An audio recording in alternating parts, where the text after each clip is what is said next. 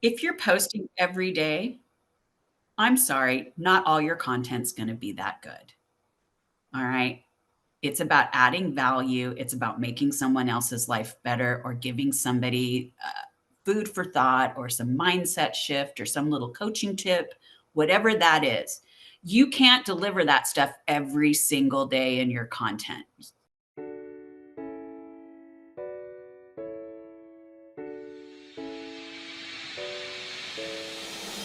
Welcome to Give a Heck. I am your host, Dwight Heck, and for much of my life, lived my life in quiet desperation, wondering how I was going to pay the bills, take vacations, save for retirement, and one day wondering if I would get off the hamster wheel of life and have purpose. A life that most of society lives, which takes us to work, then home, then repeat, and pays us hopefully enough just to survive. The harsh truth that most live with more month than money and have no idea how to live life on purpose, not by accident. This ensures the mass majority are living not just financially broke, however emotionally and mentally as well due to financial pressures. In each episode, I will introduce you to thoughts, ideas, and guests that can help you to learn how you too can live life on purpose, not by accident. Good day and welcome to Give a Heck. On today's show, I welcome Shannon Kykendall. Shannon, founder of Link Her In. She is a LinkedIn expert and helps female founders in tech, SaaS, and cybersecurity stand out on the platform. She provides LinkedIn content creation and demand generation services. Link Her In services are tailored to fit your needs, whether you prefer a done-for-you option or do it yourself with her support. When it comes to LinkedIn, Shannon can teach you to fish or fish on your behalf. Either way, she has you covered. I'd like to welcome you to the show, Shannon. Thanks so much for agreeing to come on and share with us some of your life journey. Hi, Dwight. Thank you for having me. I do want to say I do help men. For niching down purposes, I like to target female founders in the tech industry. But yesterday, I had a man reach out based on a podcast I did a couple of weeks ago. He really liked what I had to say, and he signed up for my services. So I do work for men. My marketing materials just don't say that. Thank you for sharing. I appreciate that. Men listening to this show, just because somebody says they're specific to one gender doesn't mean that their knowledge isn't valuable to you as well. It's just they're trying to serve a community that has been neglected for so long. So I appreciate you adding that, and we'll get started. One of the things I focus on, as I mentioned to you before we started and hit record, is that I like focusing on a person's origin story because it helps build that know, like, and trust factor, and share whatever you feel confident in sharing. Obviously, the more we share and are vulnerable, the more people are connected to us. So do me a favor, Shannon, please tell me your origin story and what key things from your childhood to adulthood that led you to where you're at currently. So as a child, I was the black sheep. I did not think the same way that everybody else in my family did. I'm also a child of the 70s and 80s. So when I was born, the mindset was still that, women are going to go to college to find a man to get married. And that for me was like, no. Um, I thought differently. In fact, a story that I can share, I was a kid sitting on the beach with my cousin and a friend of ours. And my cousin was like 9. They were like 9 at the time, and I was 8. And the two little girls are talking about, I'm going to get married and I'm going to have 2 kids, or I'm going to have 3 kids, and this is what they're going to be. And it was just the little girls dreaming. And I looked at him and I'm like, ew, that's not me. I'm going to have 1 kid. I'm going to have a little girl, and I'm never getting married. I'm not going to have any man tell me how to raise my kid. And that was 8. Well, that manifested because I was a single mom in my 20s and had a daughter. And then, so always being kind of different and challenging. I believe I was a pretty challenging kid for my parents. Um, I just always knew I wanted to do something different. And I had several jobs as a kid.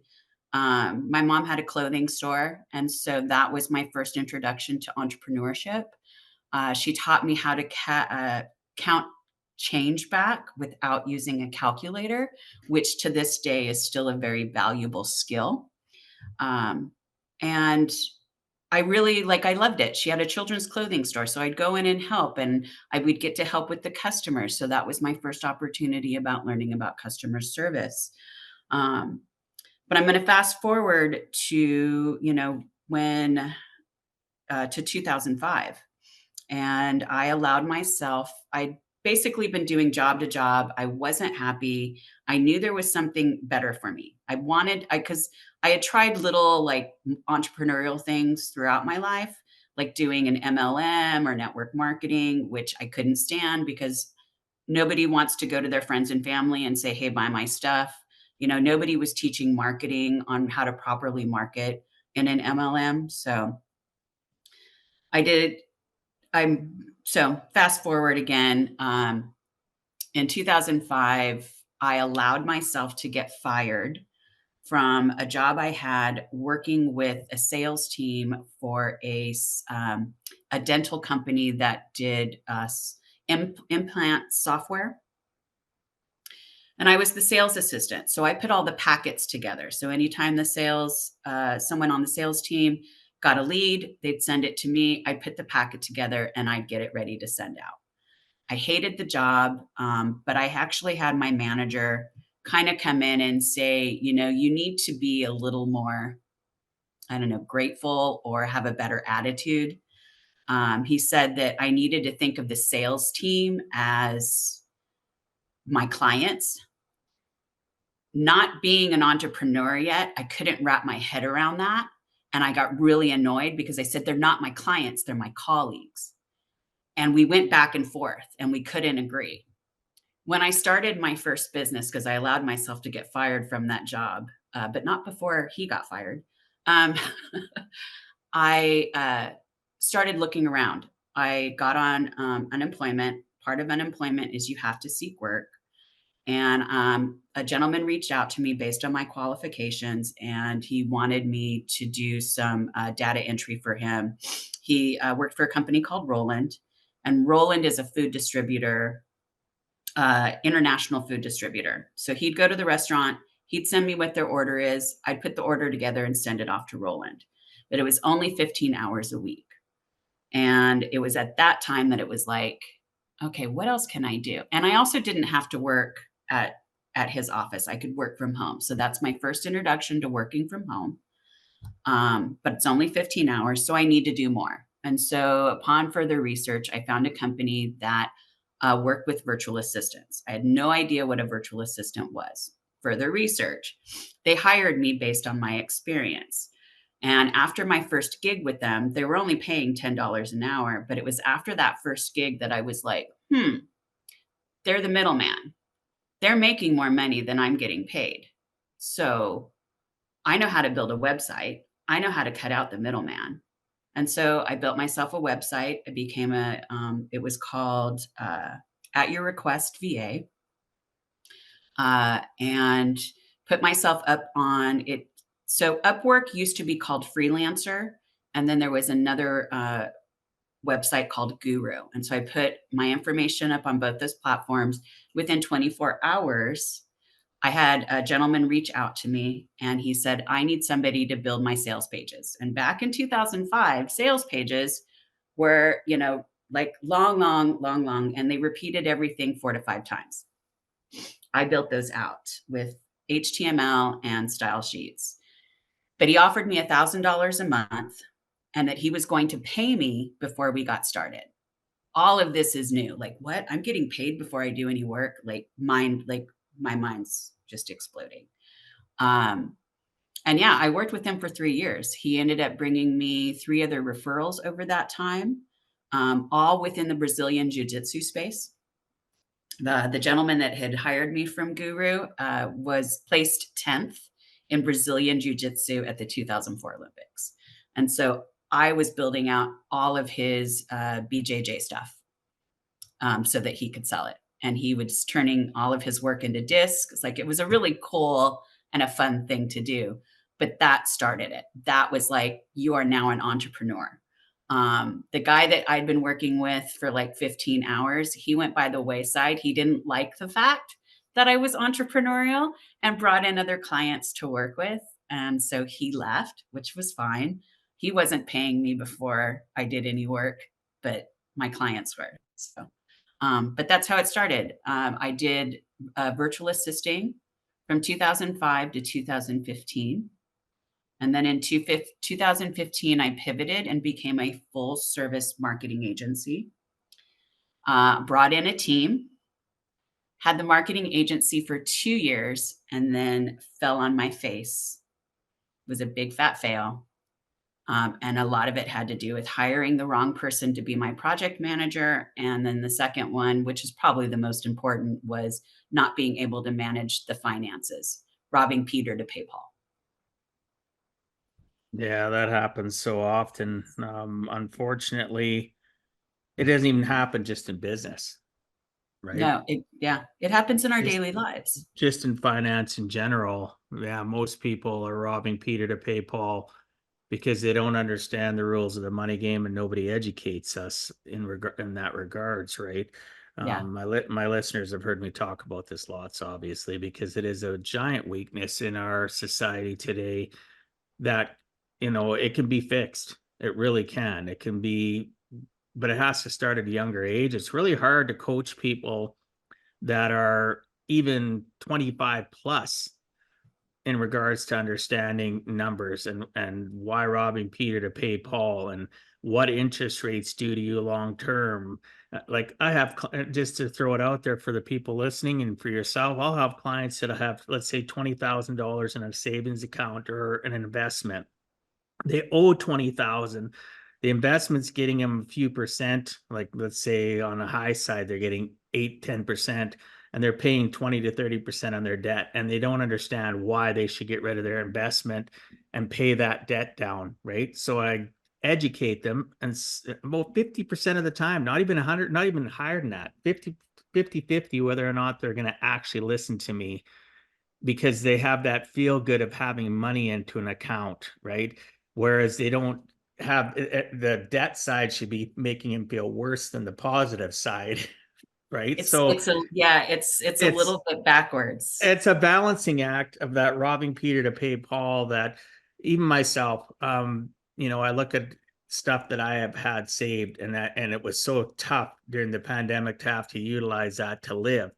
But I'm so debt adverse, right? That negative side, I understand. I'd rather use the positive and keep the negative at bay as long as possible, right? And that's what we all need to do. And that robbing Peter to pay Paul collapses a lot of businesses. It collapses a lot of personal people's lives.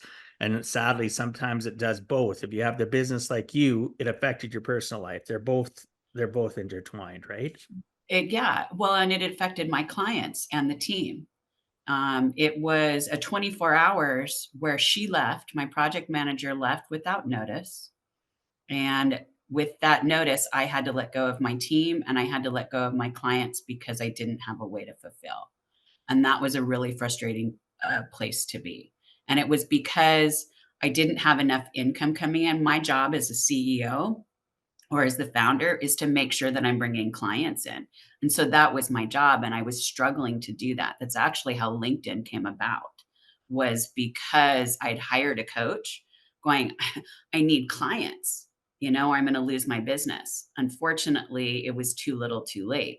I started doing the LinkedIn stuff, but I hadn't been doing it long enough to bring in clients to keep the business going. So it all just fell away. And I had to issue refunds out of when the money wasn't there to issue the refunds. I had to make sure I paid my team as much as I could. I went without for a couple months, and figured out some other ways to generate an income. But it was a really scary time. But yeah, the blessing was I was continuing to do lead generation, even though I couldn't fulfill. But I had partnerships with a company called Digital Marketer out of Austin, Texas. And so I went to 3 partners And I said, hey, I'm generating leads I can't fulfill. Would you give me a 20% kickback? And I was able to live on that for 2 months while I developed my LinkedIn strategy, which is not anything like that now. It's pivoted a lot over the last 5 years. Well, we grow, right? As Yeah.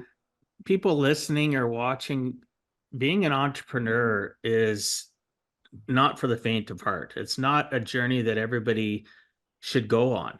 It really isn't, because there'll be times where you are running lean, running on credit cards, lines of credit, or whatever, as you're building up your business and realizing that, ooh, that didn't work the greatest. And then you have to start, maybe not completely over again, but you have to literally chop off half of what you were doing and start over 50% more. So it is a struggle.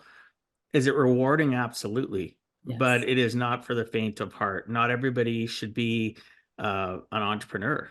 Sometimes it's just better to be at the job knowing that you're getting paid regardless, getting health care, the list goes on. Because as an entrepreneur, where you're taking care of everything, as you and I talked about before we hit record, you're taking care of your own retirement, your health care, your sick days, everything. Everything All of falls it. on you. And can it be rewarding? Absolutely. But it is not a journey that is necessarily going to fall in your lap and it's just going to be all custom built for you. You got to put in the effort. You got to be, You're like you said, you're the person that's in charge of all of it. You hope you have good staff. And if you don't have good staff and it's just you yourself, you even have to work harder to make sure that you have corrections in place, right? To analyze where you're procedures, at. protocols, all of it. Yeah. It was a huge learning lesson. Let's just say I have only there's only one person that I have worked with over the years, that I've been able to rely on and that's been able to do things for me. He doesn't work with me anymore. He's gone off to do other things. But if he came back and he said, Shannon, what do you need? Let me help you. I would hire him in an instant because I know I can count on him. He worked with me while I was traveling around the world. He was an integral part of my business growing during that time. So he was the only one that didn't get fired, but he did have to step away because I didn't have anything for him to do. Yeah. And unfortunately that happens. It is, it really is, it's unfair. But when we find good people, hopefully we can keep that relationship alive and continue to move forward with them in the future, even if they're off on their own ventures. Yes. But it's few and far between to try to find good people. It Or really finding is. somebody like, I have a hard time finding somebody like me. I'm highly technical, and there are things that I'm not afraid to go and do that most business owners won't even touch. A prime example of that is when it comes to DNS, all right? This is the back end of your domain name, all right? And authenticating your email. Like, just saying, "Yeah, you've got to authenticate your email," sounds cumbersome. Yeah. So, People, I yeah. call them the $20 words, right? Because you learn them and you understand them and they meet a value to you. But for other people, it's just it's over their head. And Yeah. it can sometimes, depending on what industry you're in, it can be hard to dumb down stuff. And it's not a disrespectful thing to say dumb it down, because we all learn, we all hear things differently, right? We can Well, use it's one yeah, word can empower somebody, and that same word can make somebody feel dumb, right? So it's a fine line to it is. understand It's subjective. wordsmithing. Yes, absolutely. So let's let's get on to some of the things I wanted to talk to you about in regards to LinkedIn, right? First and foremost, there's so many that are listening and watching that don't even have a clue what LinkedIn is. They know LinkedIn as a site, but they don't necessarily understand what it was designed for. Can you share with the audience what was LinkedIn's initial intent, and why it was created, and and how different it is from traditional social media? So the original intent with LinkedIn was definitely a place to network and for people to find work. All right. It was meant to be that sort of a social networking platform, that it was all going to be business related and if you needed to find a job. So your profile at that time, you would want it to look like a resume. And then a gentleman by the name of Joshua Turner, he's got a company called Linked Selling. I know it's a little bit of a promotion for him, but we do the same thing. But he's the one that actually got on LinkedIn first, in the sense that he discovered, oh, I could target other businesses because there's so many people here looking for jobs, because that's where the businesses were. All right. This is where the CEOs went. This is where the founders went. This is where the directors, the chiefs, all of them went to LinkedIn. And so he figured out, okay, I can target these people in hopes to engage them in becoming clients of mine. And he was able to do that. In fact, I think he still has his same original client, and he's generated millions and millions of dollars for him. And so it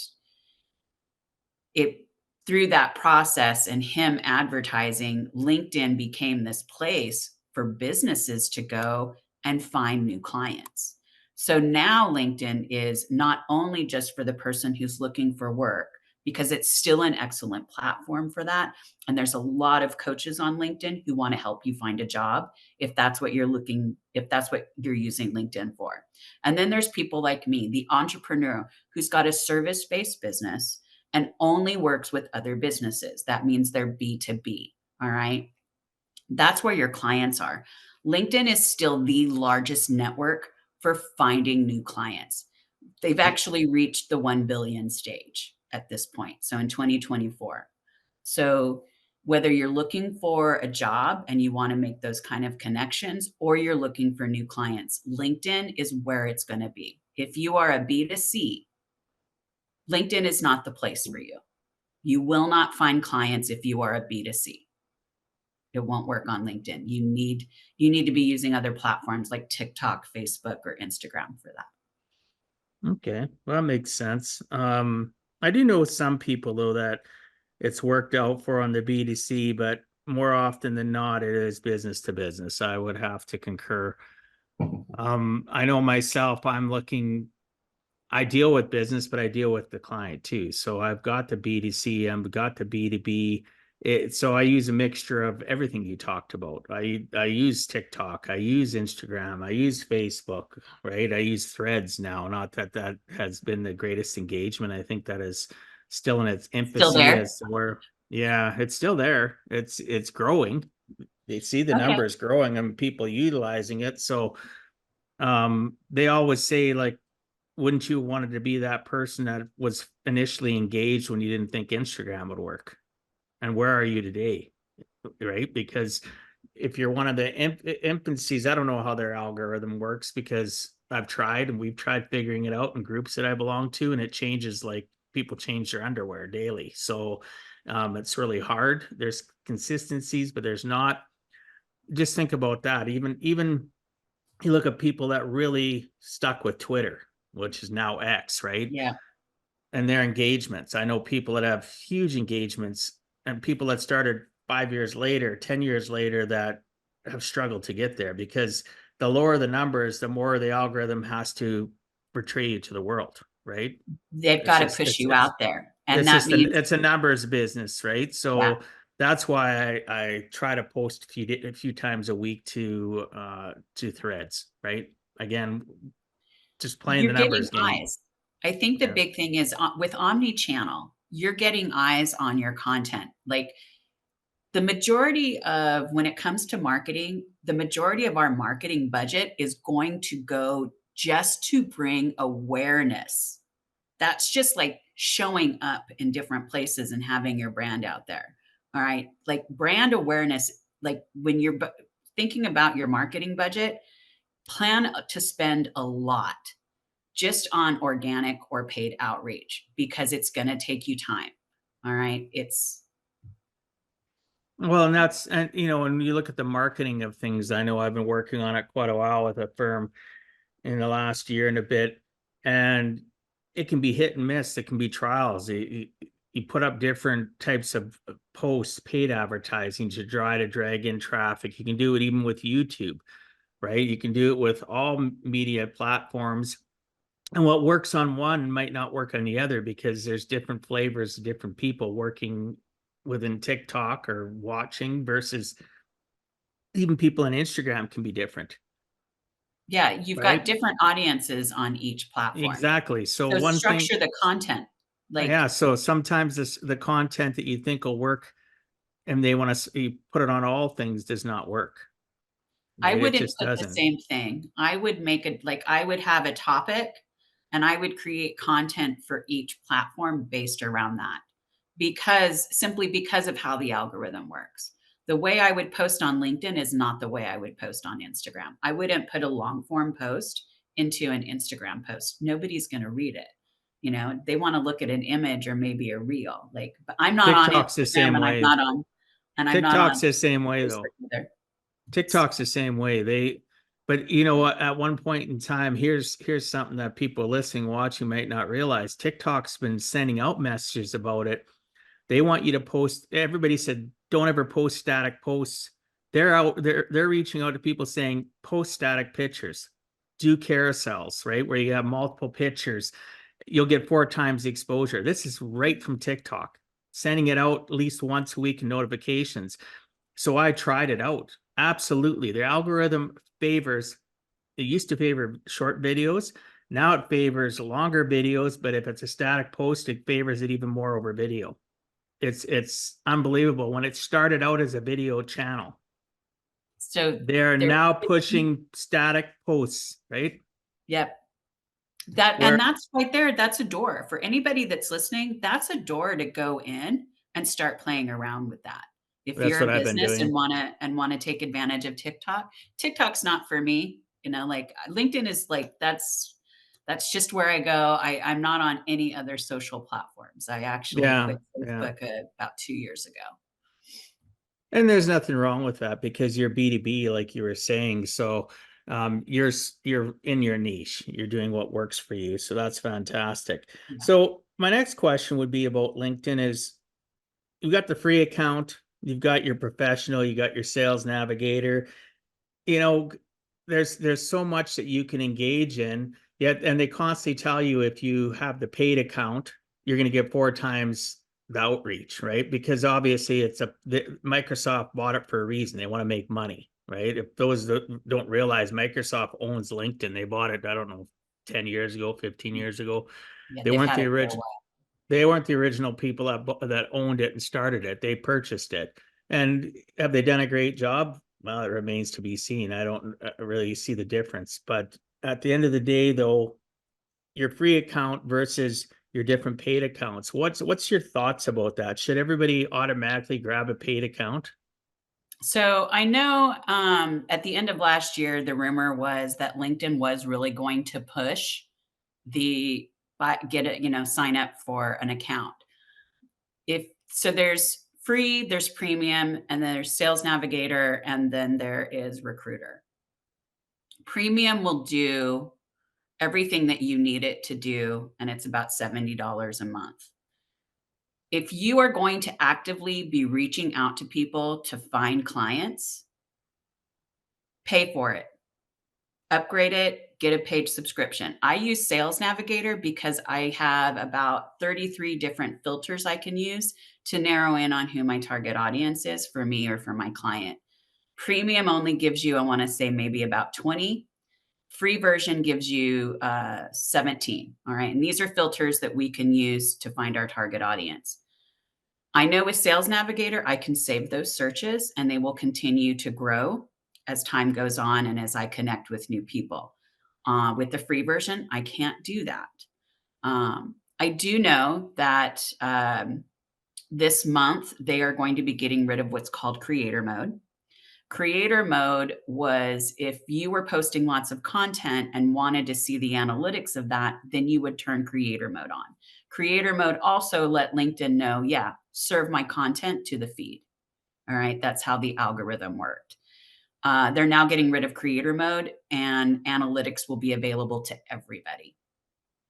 All right, I don't know what that rollout's going to look like, so I'm really interested to see because it's going to change the user interface a bit. Our About section is going to move up right underneath our main profile section, which is good because when people come to your profile page, they have an opportunity to learn more about you in the About section right away.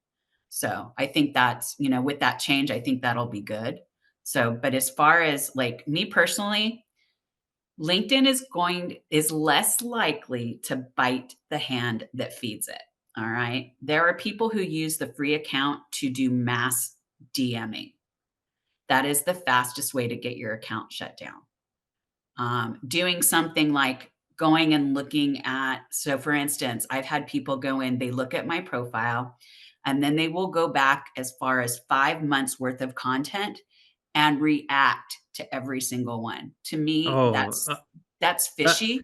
I don't like that. that's slimy. You're gonna get blocked I don't from me. even, I had that happen. I get that happening on all platforms. So like Yeah, literally Facebook, somebody did it and liked about 20 some things. Then they put in a comment, oh, your stuff is amazing. And, or though I've had people, had somebody on LinkedIn here recently, he put it right in the comments and he went to over every platform that I'm public and basically said, you have really good this. I won't say what it was, but this is what sucks about it. He didn't even send it privately to me. He posted it as comments, right? I sent him a little message, right? I did. I sent him one of them before I blocked him. I sent him a message saying, you are going to be the death of yourself. Nobody's going to utilize you when you go on to somebody and try to shame them. You are never going to get business shaming somebody, number one. Number two, the stuff that you listed was totally not correct. You don't know me. You went back and liked like 10 posts and figured you all of a sudden knew me, yeah. right? And So I says, you are now going to be blocked. I'll give you, right? I've on all platforms. I'm just giving you this advice. Don't do that anymore. Shaming people to get business is never going to work for you, even if you think right? that you're helping them, like I will, so I'll ask people, because I get people who, because part of my outreach on LinkedIn is I do send them a direct message, but my messages when I send out are very, very like, I want to start a conversation. So I'm not going to come in hot and give you my life story or my entrepreneur story. I want to know about you because to me, LinkedIn is I'm at a live networking event. And when I meet you, my first question, like, or my first thing out of my mouth isn't going to be, hi, my name's Shannon, and this is what I do, blah, blah, blah, me, me, me, me. Nobody wants to hear that. You're going to walk away. You're going to turn your back on me. So think of LinkedIn as the same way. So one of the questions I always ask people is tell me, because people love to talk about themselves. Ask them, tell me what you do. If they say, well, here's my website, go read my bio, I'm like, no, I want it in your own words. Tell me what you do. I'm not ready to see your website. I'm just getting to know you. So you kind of have to coach people, but it's not about shaming them. And I've asked people, can I give you some advice? You know, we just connected and you've just literally sent me your entrepreneurial life story. Can I give you some advice?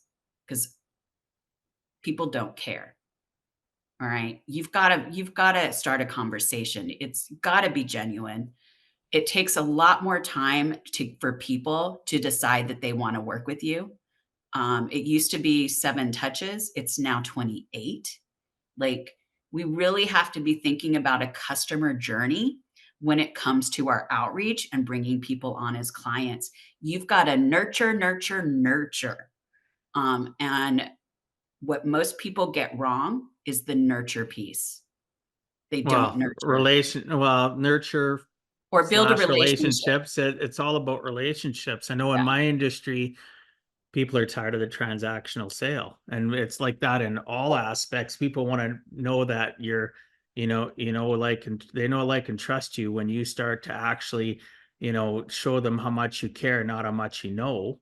How much you Yeah. know happens at the end of a relationship when a transaction can happen because you've connected with them. And unfortunately, it's become so slimy out there that people just they want everything instant gratification. They're not willing to spend 15 to 20 hours or more to build that relationship, right? To get to know, like, and trust somebody, and they know, like, and trust you takes time, right? And unfortunately, you look at all these coaching mentorship businesses that charge money for and there's nothing wrong with them charging money, but at the end of the day, within that structure of them charging you for a 10-hour block of time, for an example, and I've had this happen to me in the last 20 years. there's 9 hours of it's them trying to build a relationship, but it's all interwoven with sales. There's no real, you can tell it's not It's not authentic. genuine. It's Yeah, not it's authentic and genuine. It's very phony.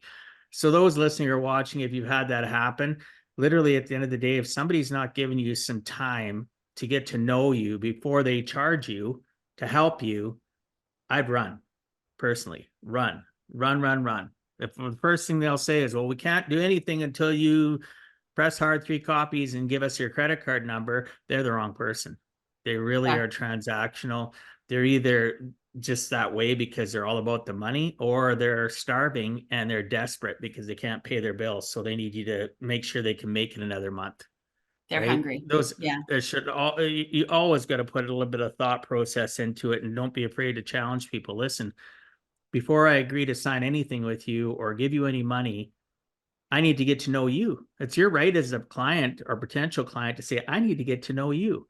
You got all this fancy stuff on social media, because I've heard that from people. Oh, just go check my social media, check my website out. Yeah, that's a facade. That doesn't tell me anything.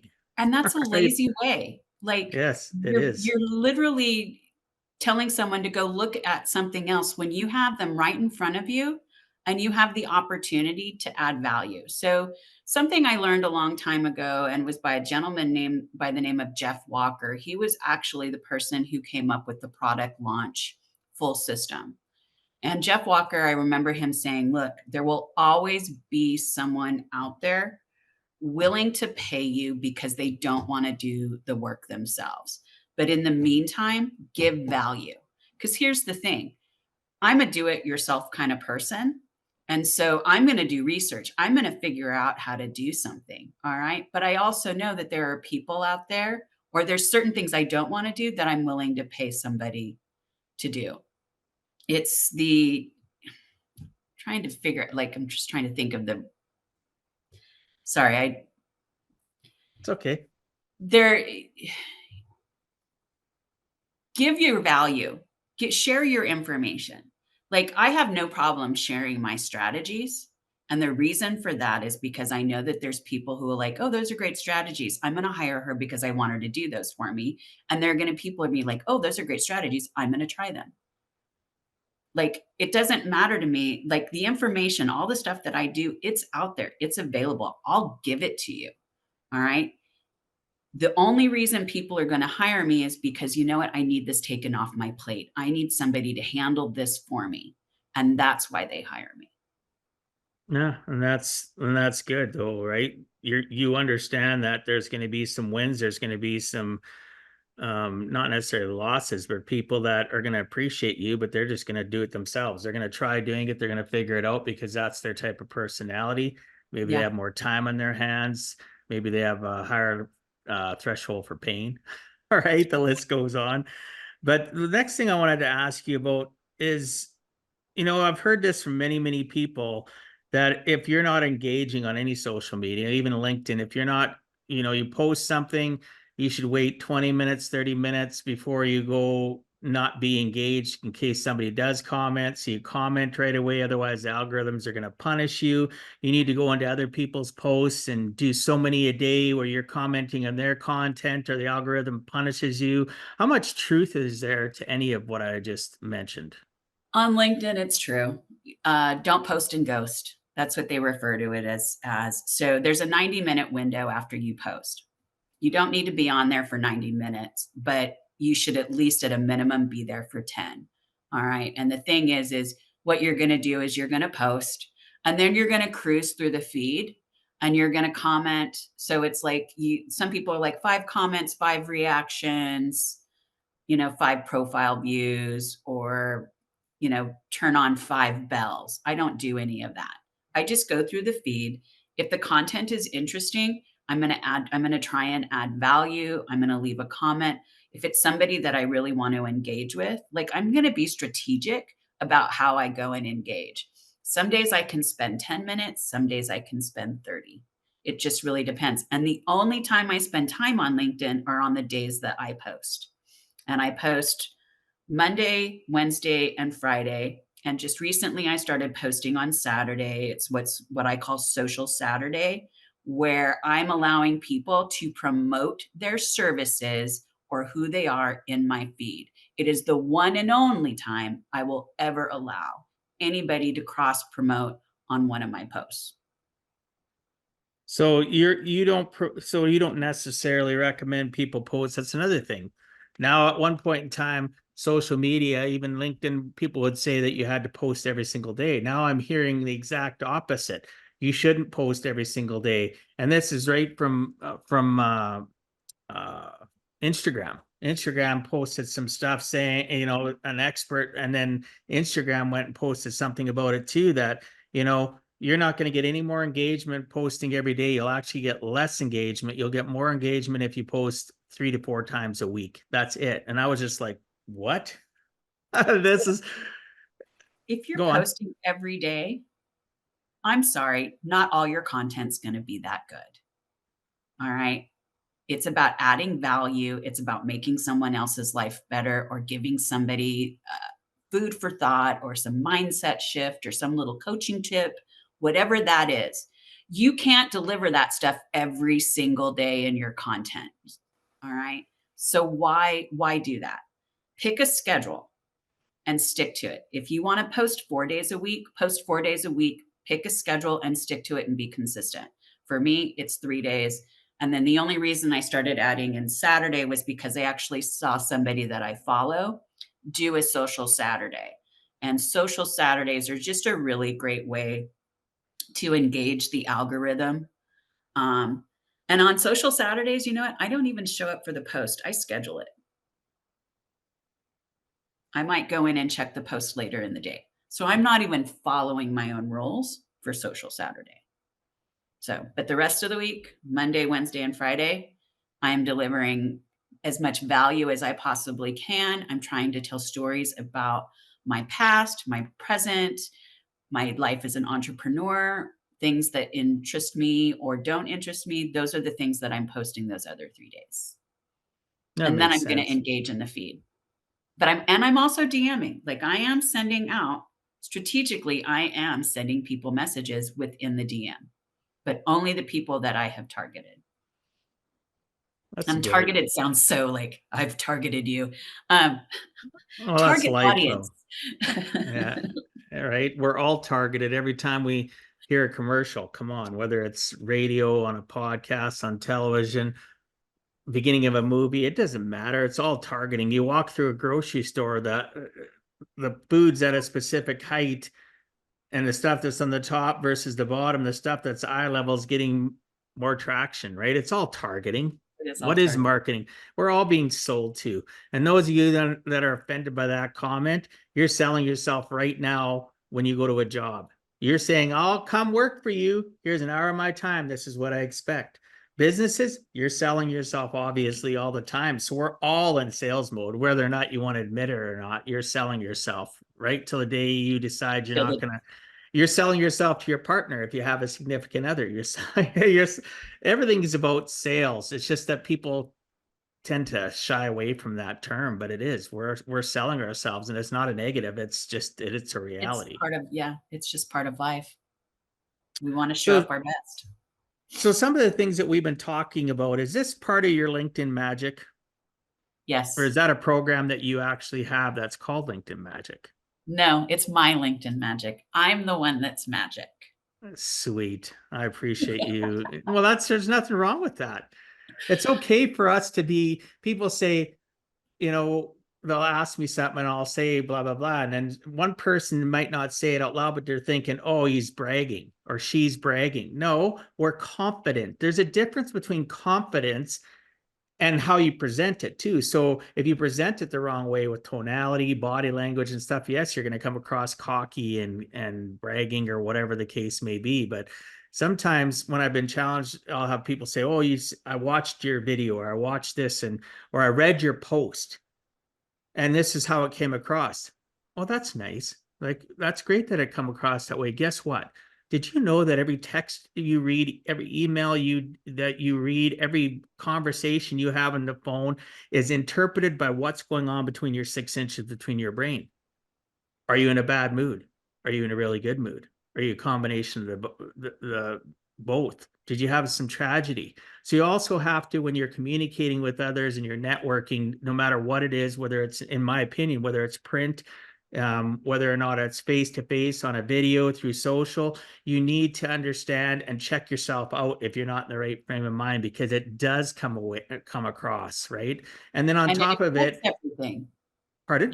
Your frame of mind affects what you're doing. Absolutely. And then if their frame of mind isn't in the great place, then all you've done is you've had a bomb and threw gas on it to make sure it explodes even better, right? So Yeah. there's a, yes, people listening or watching, there's work to be done in order to have a higher success rate. You're never going to get 100%. You may, I don't know what the numbers are, let's say 20-25%. I think most people will be jumping up and down if they had that much engagement and click throughs or follow throughs or connections by what they post. I don't think it's even close to that high. You're lucky to get 2 to 3%, and that's if Yeah, you're it's effective. and it's not easy to do, and it's something that I've had to work on for years to get. And it So, could and change, and it's probably certain the only things. thing I don't share. It's the only. I don't share my magic.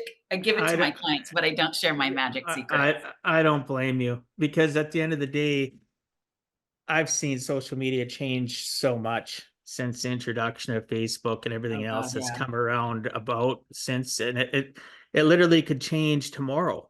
And if you figure that out quicker than somebody else, and that's your secret sauce, I ain't giving you my secret sauce. Colonel Sanders didn't give away his, so You can have everything else but that. but that.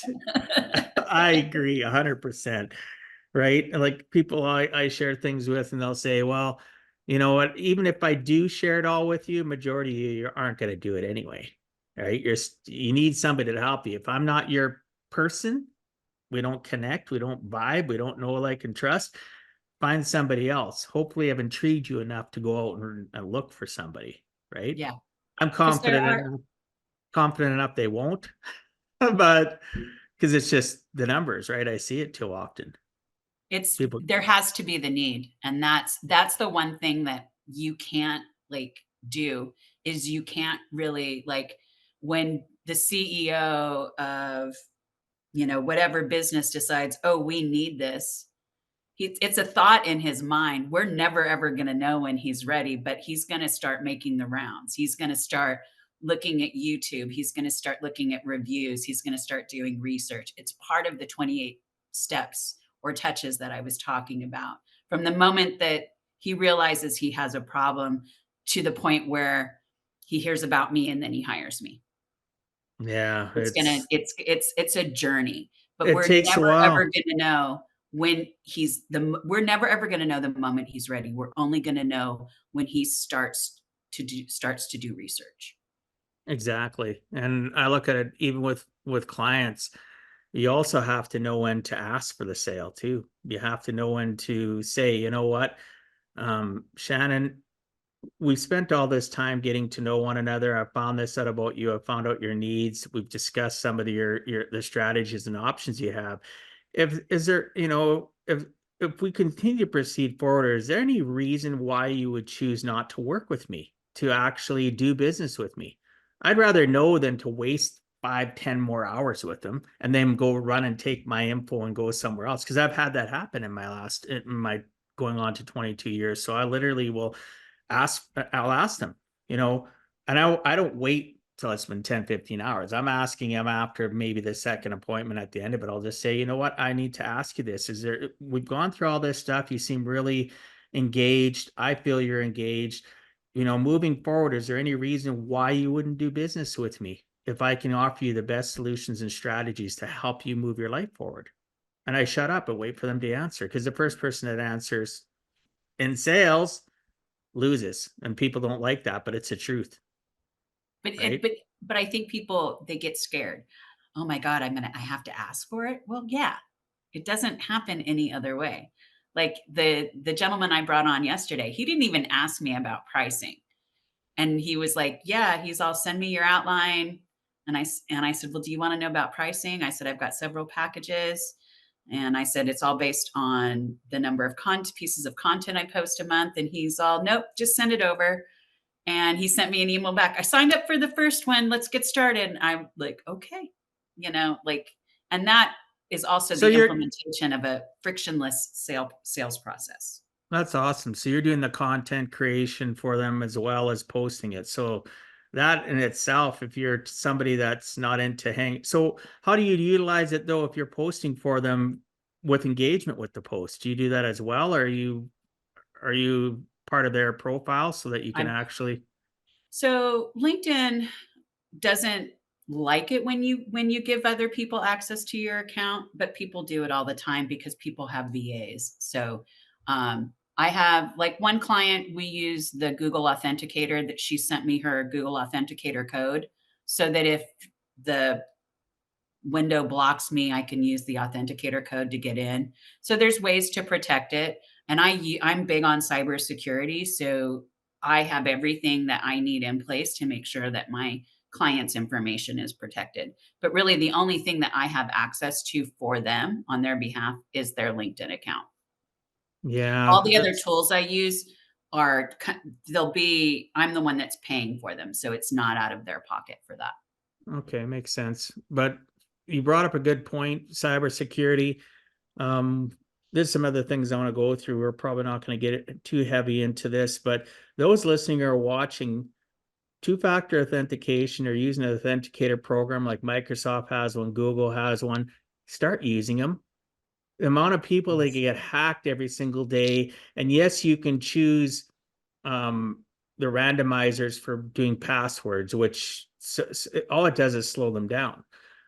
Let's say, for an example, when I was in the IT industry, back when I had my computer consulting firm, I specialized in security. It would literally take months for them to hack the most prime, right? Not even a real hard password.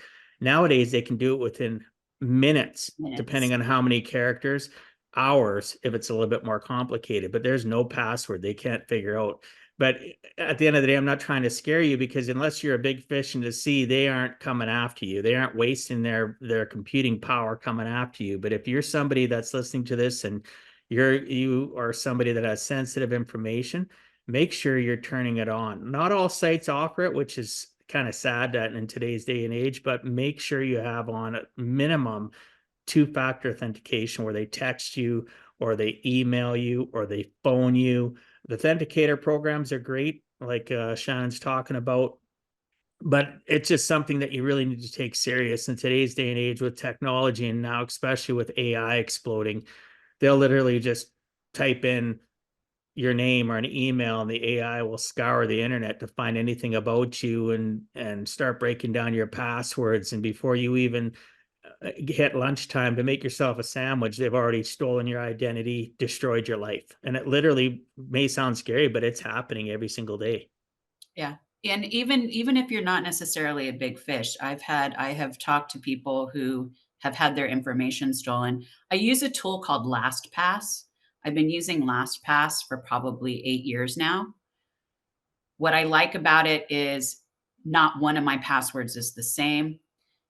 It works just like the Chrome browser. When I put in my information to log in, it will fill it in for me and I'm able to log in. And I have LastPass on my phone. I have it on on both my computers. Like I use it faithfully. And I've been trying to get my daughter because if you're using a password that is your dog's name or your birthday or your child's birthday, stop.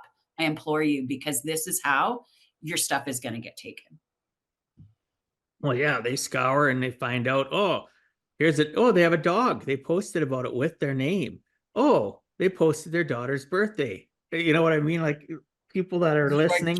You're literally giving away Yeah, your private information. all they do is instead of it taking them 4 hours, now it's taking them 4 seconds Yeah. because they have something to base and start it on, right? So yeah, I completely agree with you. So one of the things I also wanted to talk about was your personal and business branding are so important. What steps do you take to ensure a person's brand voice and values are amplified through LinkedIn strategies? So for me, part of that is my onboarding process. There's my client intake form. There's probably about 17 questions on that. And I do require that they be as thorough as possible when they fill that out, because that's the first document I get back. And it's the first document that I'm going to use to start really going in and creating content around what they wrote. So, and then I'm also going to use AI. I use Jasper AI to run that through. So it gives me their tone. And then during the onboarding process, I'm going to talk to my client about that. Like, is that correct? Is this the tone you want to go with? If it's not, what's the tone that you want to go with? Um, is it more professional? Do you want to, are you someone who's a little cheeky and likes to joke around, superlatives? So we really hone that in.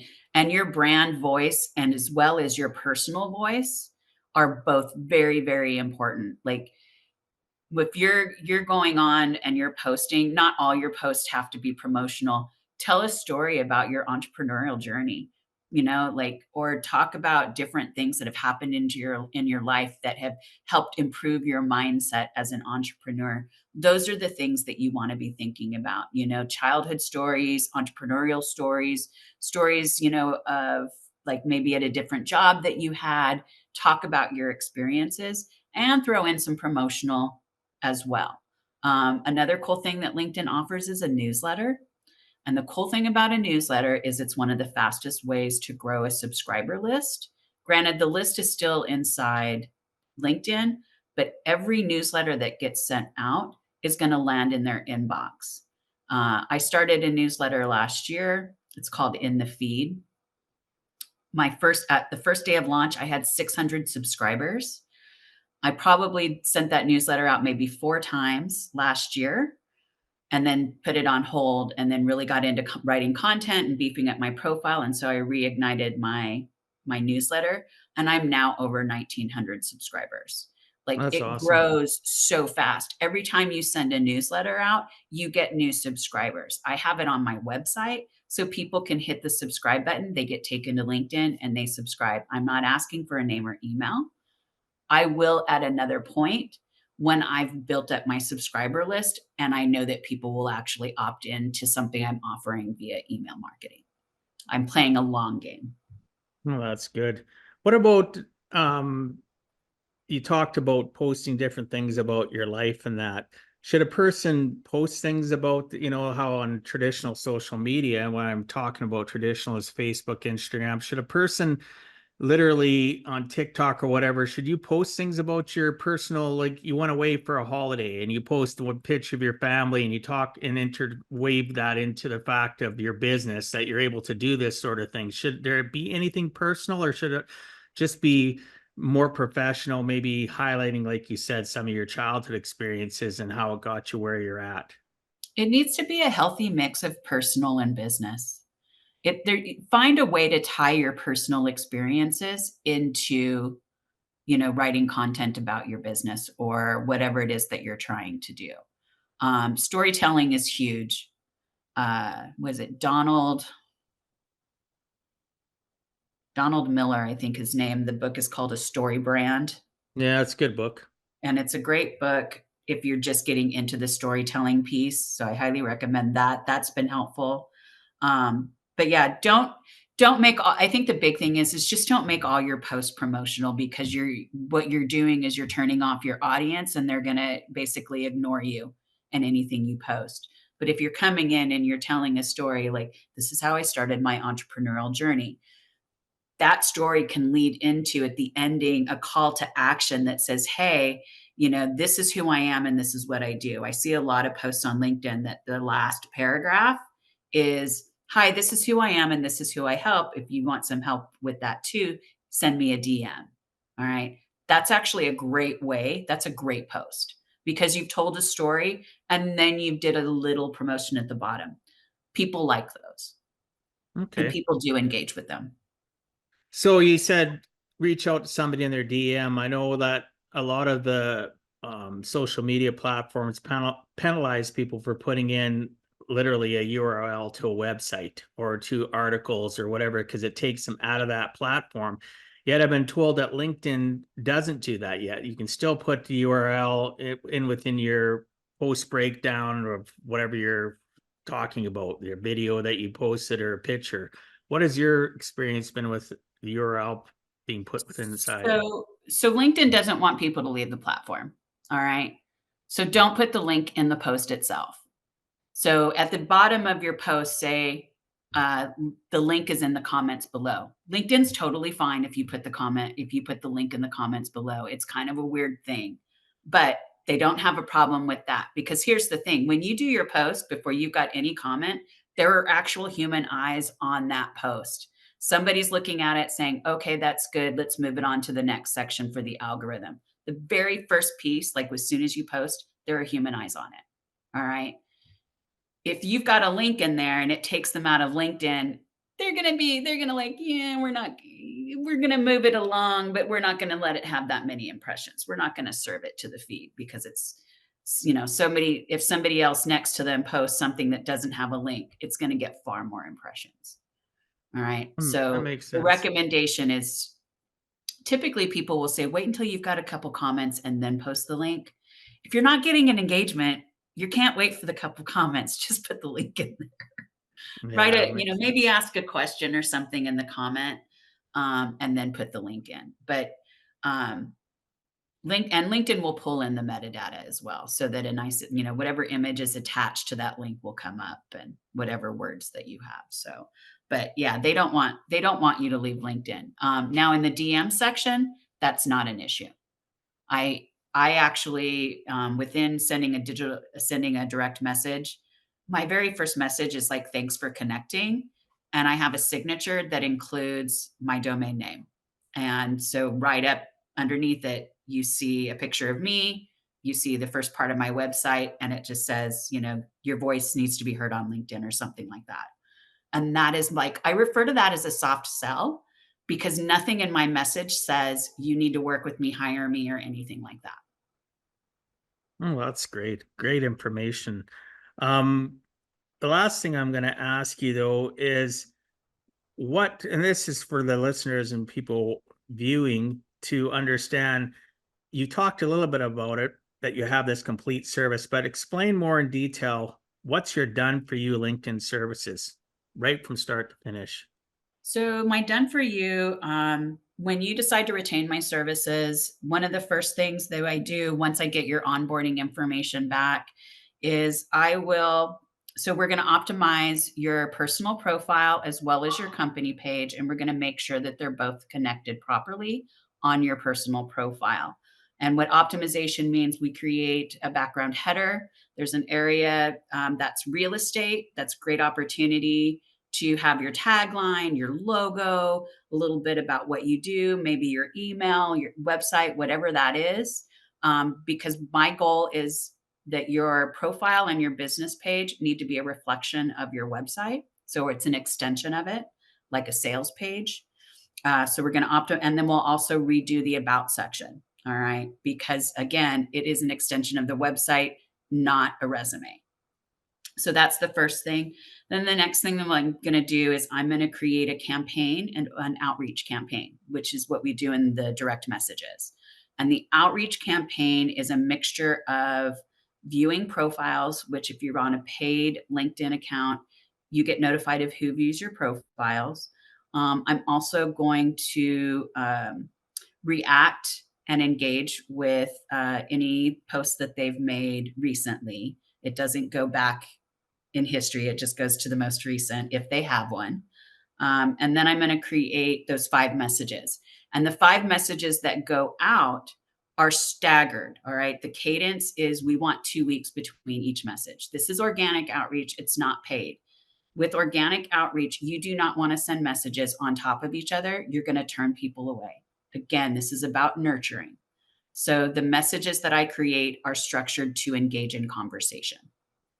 At the very end of the campaign, there is one message that is a push for not a sales, but a push for book a call with me.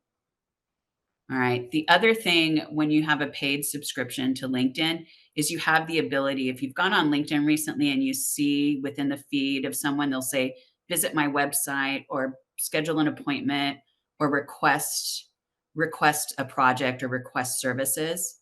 Those are all paid and they will take you it will allow you to leave LinkedIn. That's kind of a weird thing that they're doing, but it's actually very cool because I don't have to soft sell, if that makes sense, because there's that button where they can go view my website or request services at any time. But anyway, I'm going to create the campaign copy. And then I will create 2 weeks worth of content based on whatever package they decided to go with. If it's a 1 post a week, 2 posts a week, or 3 posts a week. So I'll create 2 weeks worth of content, and then we have our onboarding call. And at that point, we just kind of go over, um, making sure that what I have written for them is what they want. So they have the opportunity to make edits and tweaks. A lot of times my clients won't listen to me and they really want to go in with that super salesy message right out of the gate. And sometimes I have to give in and say, okay, we'll do this. And then they're going to come back to me in a month and say, how come we don't have any leads? And I'm going to say, because this is the message you're sending out. So heed my advice. There is a very nuanced approach to nurturing. So, but that's essentially that's part of it. And then every day, what I'm doing is I'm going in and I'm checking for replies. All right. I'm looking for people who've engaged in the direct messaging. I'm also going back to the post that I did and taking a look at any engagement that's happened there. If anybody's asked a question, I'm going to grab the link to that particular question and get it off to my client so that my client can answer it. Because I'm not going to be able to answer every question. But based on the information I get from onboarding, I can answer some. But the goal isn't for me to make the sale. The goal is for them to make the sale. I'm getting them the lead, somebody who's warm and is interested. So that's great information. One other thing that you reference is the personal versus business. Should a person have both? Is it integral, or can they get away with just a personal? Because you talked about having a personal and you talked about having a business page and them connecting together. Does a person require that initially, or can they wait for that? They can have a personal profile and work on that before they have a business page. What I find, and the reason I say connect them together, is LinkedIn can be a little tricky making sure that those two pages are attached together. Like if you go in and change the name of your business page, if you were to update the name of your business page, it will not automatically update on your personal page. You actually have to go and delete it, write in the new name for it to come up. So those are the things that I look at. The other thing that I do is if you've got a LinkedIn name that's got a bunch of letters and numbers after it, I'm going to also update that for you as well. So it'll either be your name or your business name. The other thing about a personal profile, you need to have your picture. Do not put your logo on your personal profile as far as in that profile picture. It needs to be you, and it needs to be from the neck up and nobody else, because people do business with people. So your business page is where your brand will go. Makes sense. So, Shannon, if you had to give our listeners one last closing message, what would you tell them in regards to giving a heck and never giving up? To show up, if LinkedIn is something that you've been wanting to do, just start. It doesn't have to be perfect, but you do need to build some momentum. It is going to take a while to get the traction that you're looking for and to get the engagement. So you've got to be consistent and you've got to be persistent with your efforts. And what I find again is I have a schedule and I stick to that schedule and I don't deviate from it. If you can't post live, go ahead and schedule it and then use your phone to engage in the feed when you get a chance. If you have to post and ghost, you have to post and ghost. Just don't post and ghost all of the time. All right. But I think the biggest thing is just start, you know, show up. This is your business. And it's up to you as the founder of your business to show up and be present in it. Great last message. I appreciate that. So our time is almost up and I want to respect our listeners and your time. However, before we end, can you please tell the listeners what's the best way they can reach you? So the best way to reach me would be to visit my website, which is linkherin.com, or you can find me on LinkedIn. You can type in Link Her in LinkedIn and I will come up, or you can find me at Shannon T. Kykendall. Fantastic. Thanks. Appreciate that. Any last final comments before I wrap up the show? No, just thank you. Thank you for having me on. This has been great. You asked some really good questions. So I hope your listeners really liked it. I know I sure did. So I appreciate you. So thanks so much for being on Give a Heck, Shannon. I appreciate your time and sharing some of your experiences so that others too can learn. It is never too late to give a heck.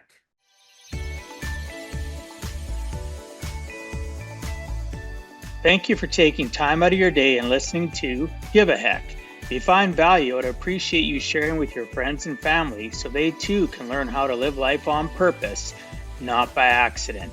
So you do not miss the next episode, please subscribe on your favorite podcast platform and please also post a review.